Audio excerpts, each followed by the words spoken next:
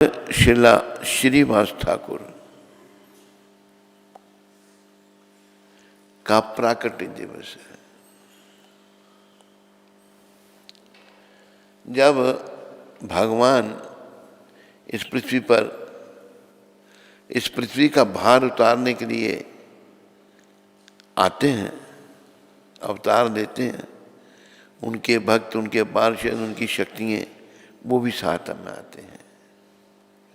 जैसे राजा कहीं जाए तो राजा अकेला नहीं जाता, कई मंत्री, कई लोग उस राजा के साथ होते हैं।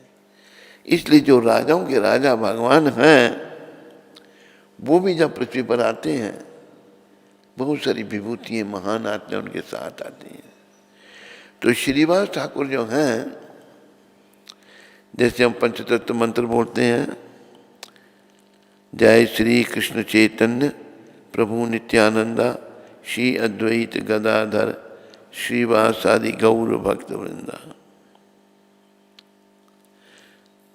कि पंचतत्व श्रीवास पंडित चैतन्य महाप्रभु के अवतरण के पूर्व नवद्वीप में निवास करते थे।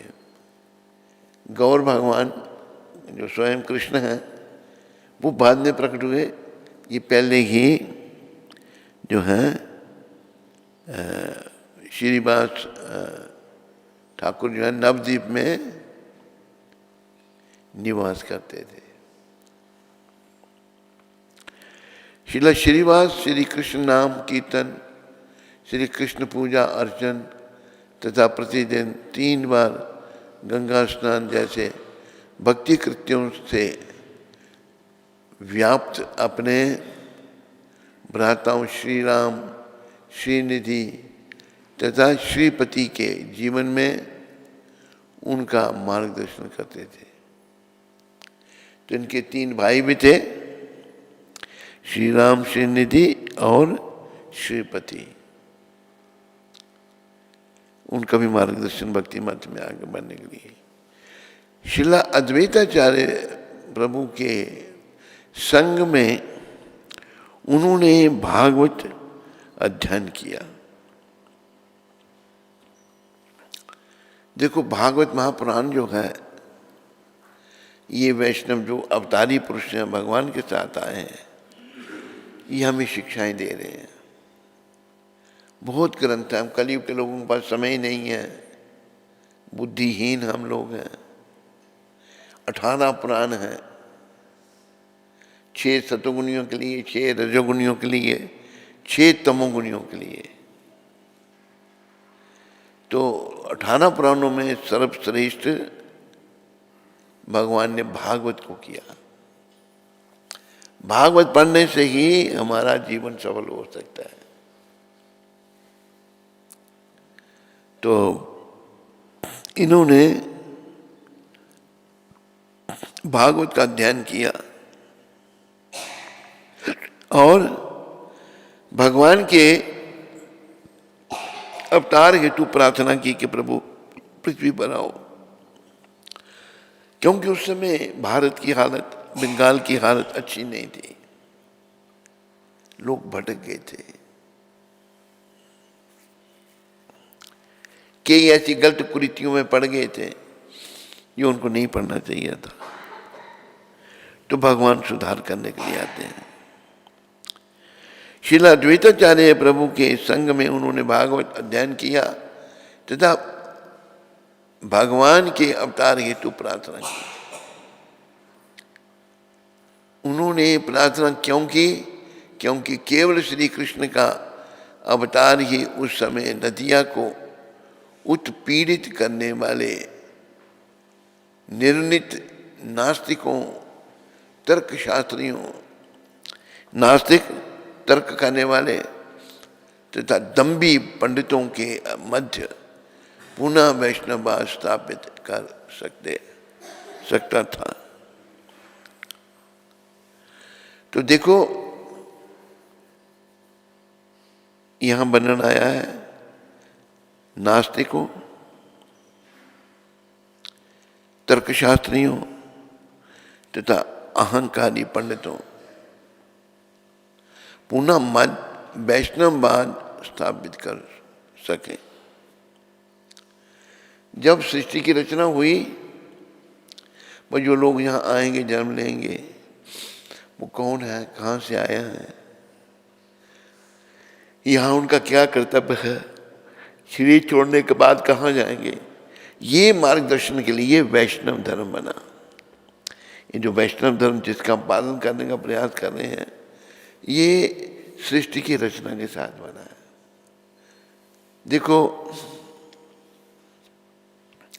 आज से 2500 साल पहले पृथ्वी पर केवल सनातन धर्म था,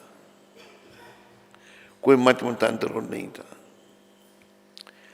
2500 साल पहले भगवान बुद्ध प्रकट हुए, उन्होंने बुद्ध मत का प्रचार किया। उसी समय जैन में महावीर स्वामी उन्होंने जैन मत का प्रचार किया। ये मत है, ये सनातन धर्म नहीं है। बुद्ध भी धर्म नहीं है, भी मत है। वैसे बुद्ध को भगवान कहा जाता है। गलत प्रचार क्यों किया फिर उन्होंने? मासूम लोग जो, मासूम जीव जो थे, देखो 5000 साल पहले कलयुग शुरू हुआ है। अभी कलयुग शुरू हुआ होते ही लोग पशुओं को मार मार कर खाने लगे। तब भगवान को कहना पड़ा, बुद्ध भगवान को, तुम पशुओं का वध मत करो। कहीं ये तो वेदों में है, वेदों में यहाँ पर कलयुग के लिए नहीं है। कुछ बातें कलयुग के लिए मना है, जैसे बलि प्रथा नहीं, कलयुग में मना है, बलि नहीं देनी, संन्यास नहीं लेना, भाई की पत्नी से संतान उत्पन्न नहीं करना, ये कुछ बातें वर्जित हैं कलयुग के लोगों के लिए। तो अभी कलयुग शुरू हुआ था 5000 साल पहले। लोग जब पशुओं को मार के खा ले, फिर भगवान को, ये बुद्ध भगवान है स्वयं, केशव धृता बुद्ध शरीरा जय जगदीश हरे। बुद्ध भगवान ने कहा, तुम वेदों में नहीं मानो, वेदों को नहीं मानना नास्तिकवाद है, पर वो मजबूरी थी। कलयुग के मूर्ख लोग वेदों के नाम से पशुओं को मार मार करके खा रहे थे, तो पशु बलि बंद हो गई। बुद्ध भगवान का संदेश था, अहिंसा परमो धर्म, किसी जीव को नहीं मारना। तो वैष्णववाद स्थापित करने के लिए प्रार्थना की, प्रभु आप ही कर सकते हैं। कृष्ण भगवान ही सब कारणों के कारण हैं। तो कृष्ण भगवान जो हैं, वो कलयुग में भी कृष्ण चैतन्य महाप्रभु के रूप में प्रकट हुए, और उन्होंने, भाई कलयुग के लोगों का उद्धार कैसे होगा? समय हमारे पास ज्यादा नहीं है। काम बहुत पर जीवन थोड़ा, उस पर मन का चंचल घोड़ा। रुक जा प्राणी गाले कृष्ण का सुंदर प्यारा नाम ने। तो भगवान ने शिक्षा दी, कलयुग के लोगों तुम लोग कीर्तन करो, नाम जपो इस महामंत्र का, हरे कृष्णा कृष्णा कृष्णा हरे राम। तो ये प्रचार भगवान ने स्वयं किया, हम कलयुग के लोगों के उद्धार के लिए, कि हम लोग जो मोह माया में पड़े हुए हैं, नाम जपने से ये सब ठीक होगा। श्रीला श्रीवास की पत्नी मालिनी सची देवी की परम सखी थी। सची माता जो थी, वो भगवान की जननी थी। तो इनकी श्रीवास ठाकुर की जो पत्नी थी, वो उनकी बड़ी परम सखी थी। वे एक धात्री के रूप में निमाई की सेवा करती थी। धात्री यानी कि दाई, जब निमाई भगवान प्रकट हुए तो अपना श्री ठाकुर की पत्नी मालिनी ने उनकी दात्री के रूप में सेवा की। जब विशंबर प्रकट हुए समस्त भक्तगण के हृदय वात्सल्य भाव से संपूर्ण हो गए। भगवान गौरचंद्र मालिनी एवं श्रीवास से दूसरे माता पिता के सदृश प्रेम करते थे। वैसे तो भगवान का कोई माता पिता नहीं है, इनके फिर भी भगवान अपने भक्तों को अपना माता पिता बनाते हैं। सच्ची माता और जगन्नाथ मिश्र ये भगवान के माता पिता थे। लेकिन जो श्रीवास ठाकुर और उनकी पत्नी मालिनी, इनको दूसरे माता पिता कहते थे भगवान।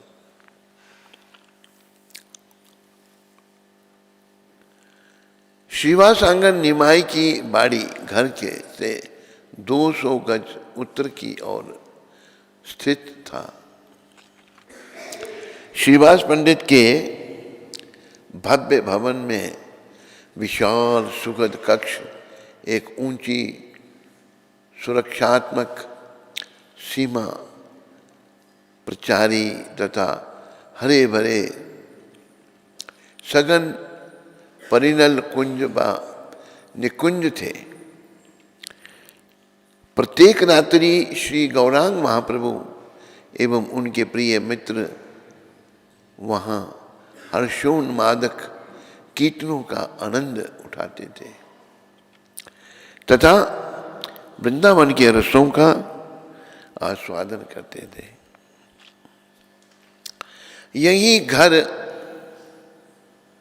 यहीं पर मुसलमान काजी ने क्रोधवश में श्री कृष्ण के संकीर्तन आंदोलन को दबाने के अपने मूर्खतापूर्ण प्रयास में उनका पवित्र मृदंग तोड़ दिया था। उस घटना के अनंतर शिवासांगन खोल वंग डांगा, यह स्थान जहाँ मृदंग तोड़ा गया था के नाम से विख्यात हो गया। काजी ने संकीर्तन पर रोक संबंधी एक आदेश जारी कर दिया। कहा गया कि उल्लंघनकारियों का धर्म परिवर्तन कर उन्हें मुसलमान बना दिया जाएगा। वे अपनी संपत्ति से हाथ धो बैठेंगे। यद्यपि अधिकांश नदियाबासी इस आदेश से भयभीत हो गए। श्रीला श्रीवास पंडित इस मतांध कानून पर हंस दिए। श्रीला श्रीवास आंगन के भीतर भगवान श्री गौरांग महाप्रभु ने अपने समस्त नित्य पार्षदों को अपने दिव्य रूप के दर्शन दिए। श्रीला श्रीवास पंडित का घर श्री गौरांग के संकीर्तन आंदोलन का मुख्यालय था, हेडक्वार्टर था। यहीं पर दैनिक भागवत कथा, रात्रि कीर्तन तथा भगवान गौराय की अनेक अंतरंग ब्रज लीलाएं घटित हुई। ब्राह्मण समुदाय के मुख्य विद्वानों श्रीवास पंडित एवं श्री अद्वैत आचार्य ने अपना संपूर्ण सामर्थ्य महाप्रभु के हरिनाम संकीर्तन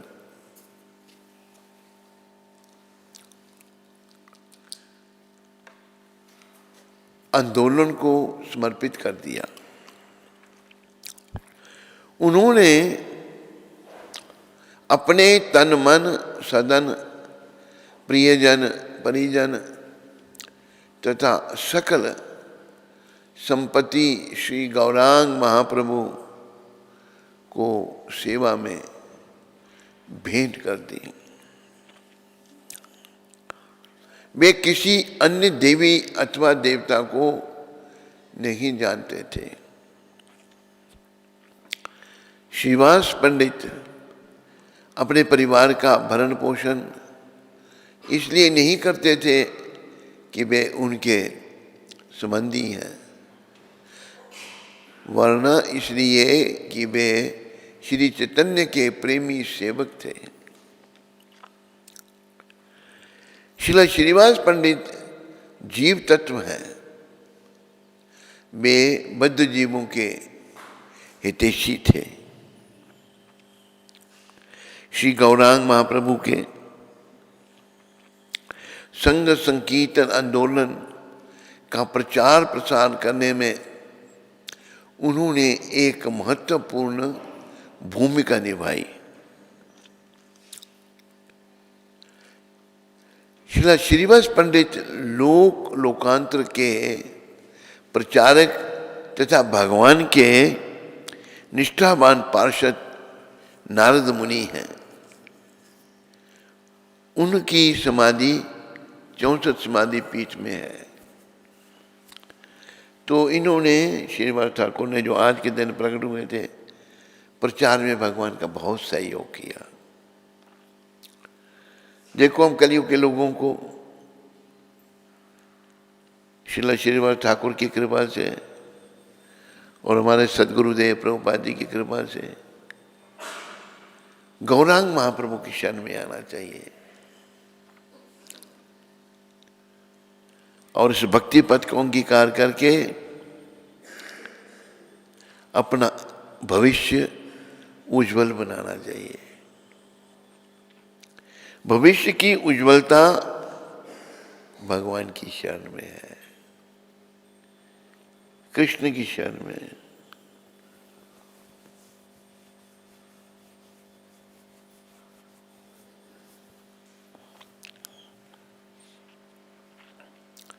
तो कृष्ण की शरण में कैसे? हमें संसार से मन को हटाकर श्री कृष्ण के चरणों में लगाना है। याद रखो, इस संसार में हमारा मन फंसा हुआ है, पर ये संसार हमारा घर नहीं है। यहाँ से हम लोगों को निकाल दिया जाएगा। आज नहीं तो कल, परसों, नरसों, 10 साल, 20 साल, 50 साल, 60 साल, 70 साल के बाद हम में से कोई नहीं होगा। तो ये संसार में केवल हम किस लिए आए हैं? भगवान का गुणगान करके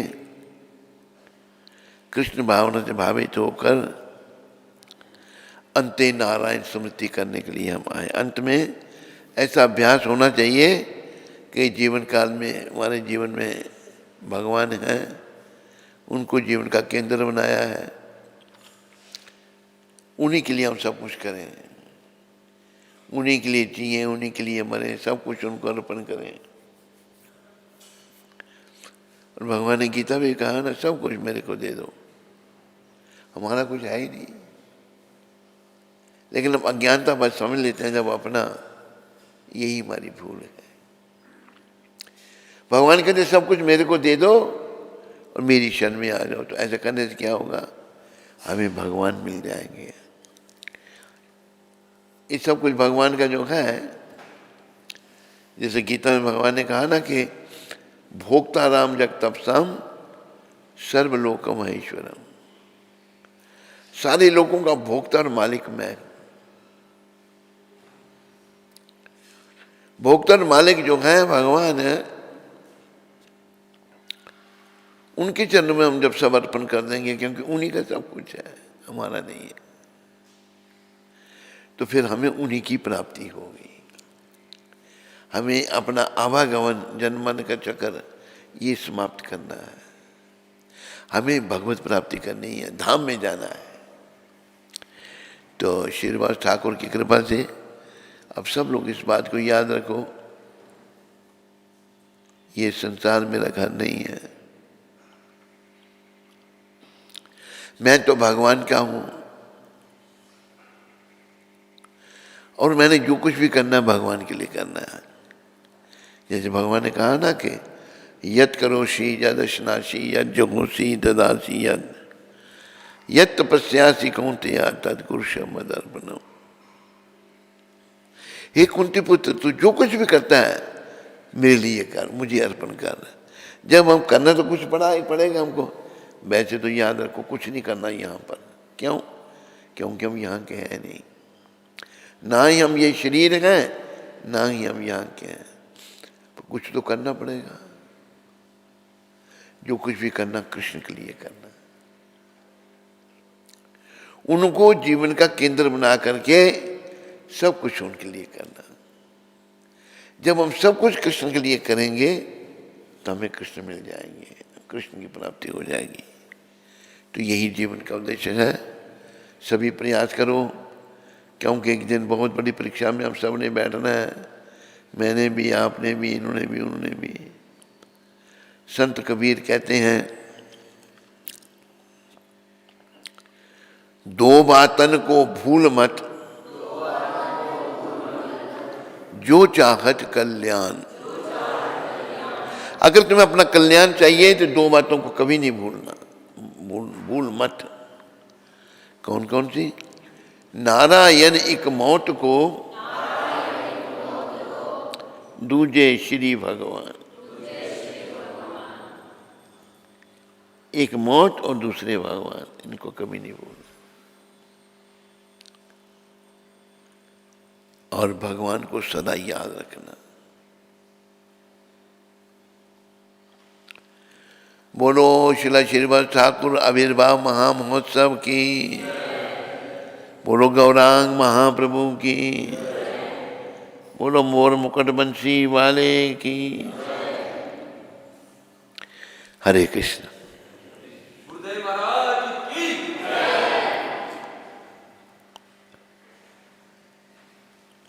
आज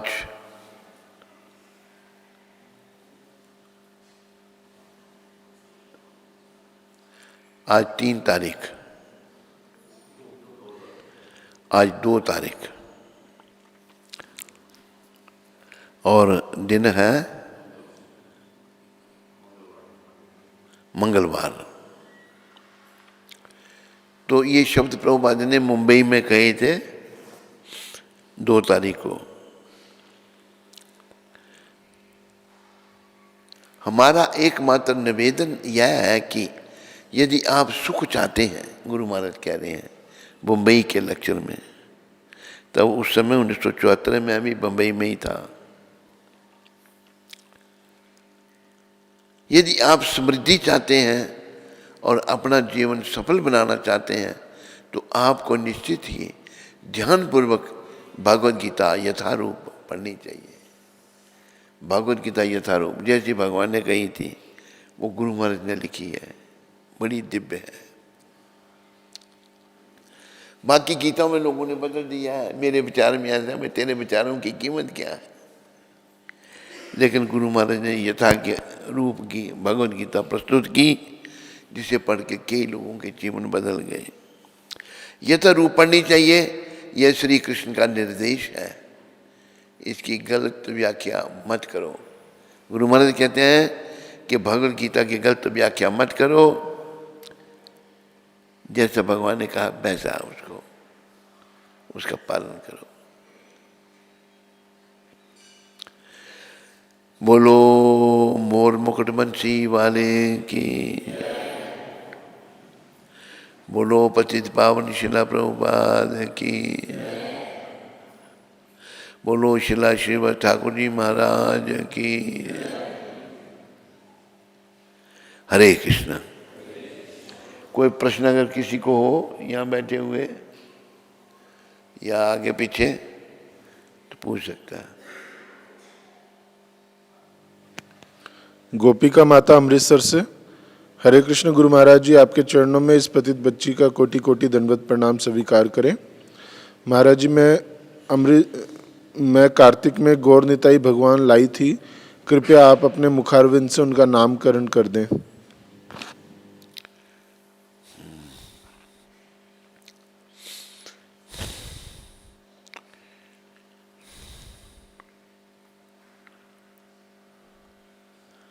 तुम्हारे भगवान का नाम श्री श्री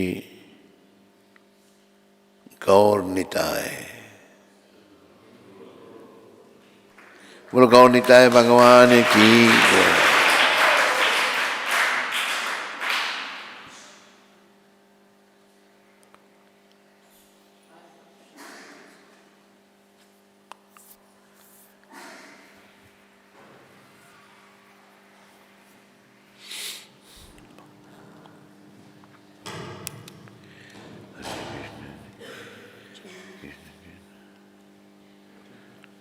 हरे कृष्णा।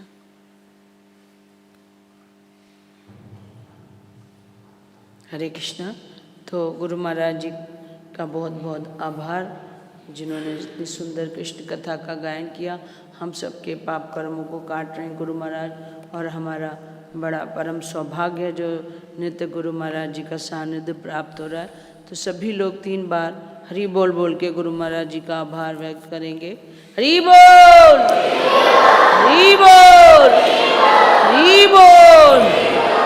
बोले सद्गुरुदेव महाराज की जय, जगत गुरु श्री प्रभुपाद की। तो आज के प्रसाद का जो आयोजन है वो दिल्ली से श्रीमान अशोक जिंदल जी की तरफ से किया गया है। तो उनका और उनके परिवार का श्री प्रभुपाद आश्रम उधमपुर के सभी भक्तों की ओर से बहुत बहुत धन्यवाद। हरि बोल।